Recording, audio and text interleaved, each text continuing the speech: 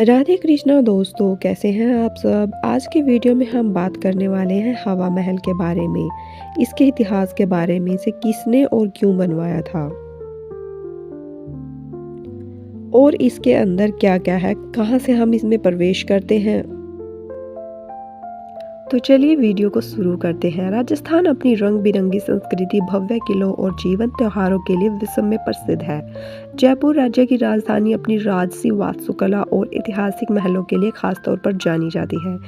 इनमें से हवा महल अपनी अनोखी डिजाइन और जालीदार खिड़कियों के कारण सबसे आकर्षक स्थल है। लेकिन इसे कब और क्यों बनवाया गया था, इस सवाल का जवाब आपको इसी वीडियो में मिलने वाला है। राजस्थान अपने सांस्कृतिक धरोहर, पारंपरिक पहनावे, रंग बिरंगे त्योहारों और लोक संगीत के साथ अनोखे किलों के लिए भी बेहद प्रसिद्ध है। राज्य के कई शहरों में जाकर ऐसा लगता है जैसे इतिहास की किताबों के पन्ने जीवित हो उठे हो। इनमें से जयपुर, जो कि राजस्थान की राजधानी भी है, एक खास महत्व रखता है। यहाँ के भव्य किले, राजसी वास्तुकला ने हमेशा लोगों को अपनी ओर आकर्षित किया है। चाहे वह नाहरगढ़ का किला हो, जयगढ़ का किला हो, आमेर फोर्ट हो या फिर हवा महल हो। जयपुर की वास्तुकला का अनोखा नमूना है हवा महल, जिसे देखने के लिए लोग दूर दूर से आते हैं। विदेशी पर्यटक भी इसे देखने के लिए दूर दूर दूसरे देशों से राजस्थान में आते हैं।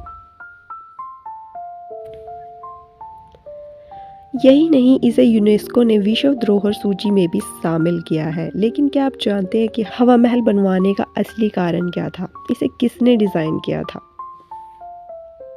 जब हम हवा महल को देखते हैं तो मन में ये सवाल तो जरूर आता है कि इतना सुंदर और इतनी सारी खिड़कियों के साथ आखिर इसे बनवाया ही क्यों गया था? किस राजा ने बनवाया था?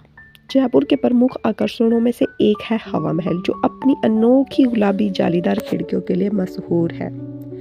यह ऐतिहासिक इमारत शहर के पुराने हिस्से में स्थित है। इसे देखकर हर कोई कुछ मिनटों के लिए बस इसे देखता ही रह जाता है।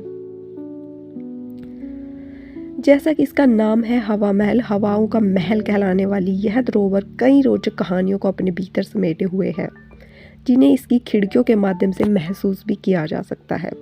हवा महल का निर्माण 1799 में जयपुर के कछवाहा राजा महाराजा सवाई प्रताप सिंह ने रॉयल सिटी पैलेस के विस्तार के लिए करवाया था। महाराजा सवाई प्रताप सिंह जी जो हैं, श्री कृष्ण के बहुत बड़े भक्त थे और उन्होंने श्री कृष्ण के मुकुट से ही प्रभावित होकर इस महल का निर्माण करवाया था। अगर हम सामने से इस महल को देखते हैं तो ये बिल्कुल श्री कृष्ण के मुकुट जैसा ही दिखाई देता है। आज यह जयपुर के सबसे लोकप्रिय पर्यटन स्थलों में से एक बन चुका है। हवा महल क्यों बनवाया गया था? ऐसा कहा जाता है कि यह संरचना इस उद्देश्य से बनाई गई थी कि शाही दरबार की महिलाएं जो सार्वजनिक जगहों पर नहीं जा सकती थी, वे सड़क पर होने वाले नाटकों और कार्यक्रमों का आनंद सुरक्षित रूप से ले सकें। महल की खिड़कियों को इस तरह डिजाइन किया गया था कि महिलाएं जाली के पीछे से दूसरी घटनाओं को देख सकें, बिना अपना चेहरा दिखाए, क्योंकि उस समय में पर्दे में रहना बहुत ही ज्यादा कड़ा नियम हुआ करता था महिलाओं के लिए। अब बात करते हैं इसकी डिज़ाइन की कि इसका डिज़ाइन जो है किसने तैयार किया था। इतिहासकारों के अनुसार हवा महल का डिज़ाइन लालचंद उस्ताद ने किया था। यह 5 मंजिला इमारत अपनी भव्य बाहरी बनावट के लिए प्रसिद्ध है, जिसे भगवान कृष्ण के मुकुट के आकार में बनाया गया था। पर्यटक इसके ऊपरी हिस्से पर रैंप की सहायता से पहुंच सकते हैं। यह रैंप जो है बहुत ही ज़्यादा सुविधाजनक है। हर उम्र के व्यक्ति के लिए, बड़े बुजुर्ग हो या कोई छोटा बच्चा, हर कोई इस रैंप के माध्यम से आसानी से ऊपर पहुंच सकता है। हवा महल की सबसे खास बात है इसकी खिड़कियां। इसकी खिड़कियों की संख्या है 953, जो छोटी छोटी खिड़कियां हैं, जिन्हें हम झरोखा कहते हैं, जिन पर बहुत ही नाजुक नक्काशी की गई है। इसका निर्माण इस उद्देश्य से किया गया था कि कई राजपूत परिवारों के लिए गर्मियों में विश्राम का काम करे। साथ ही इसकी डिज़ाइन इस तरह से की गई थी कि इसमें से लगातार हवा आती रहे, जिससे गर्मी के मौसम में यहाँ रहने वाले सभी जो है ठंडक महसूस कर सके। हवा महल के बारे में हम आपको एक खास बात और बताते हैं। हवा महल का नाम पहले हवा महल नहीं था। इसे जिस राजा ने बनवाया था वह श्री कृष्ण का बहुत बड़ा भक्त था और उसने इसे एक मंदिर के रूप में ही बनवाया था। तो इसका नाम पहले हवा मंदिर हुआ करता था और बाद में इसे बदलकर हवा महल कर दिया गया था। हवा महल में एक संग्रहालय भी है जो प्रदर्शकों को अपनी ओर खींचता है। हवा महल के प्रांगण में एक पुरातत्व संग्रहालय है जिसमें शाही परिवार द्वारा उपयोग की जाने वाली प्राचीन वस्तुओं, हथियारों, अन्य सामानों का संग्रह किया गया है। यह संग्रहालय पहले नहीं था, लेकिन 1983 में इसे स्थापित किया गया। हवा महल में एक हवा महल का जो नक्शा है वो भी छोटे रूप में आपको देखने को मिलेगा। जो भी हवा महल में पूरे का पूरा जो उसका नक्शा है वो देखने को आपको मिल सकता है वहाँ पे, जो देखने में बहुत ही ज़्यादा सुंदर लगता है। यह भी लोग देखते हैं और इसकी तस्वीरें, फ़ोटो लेते हैं।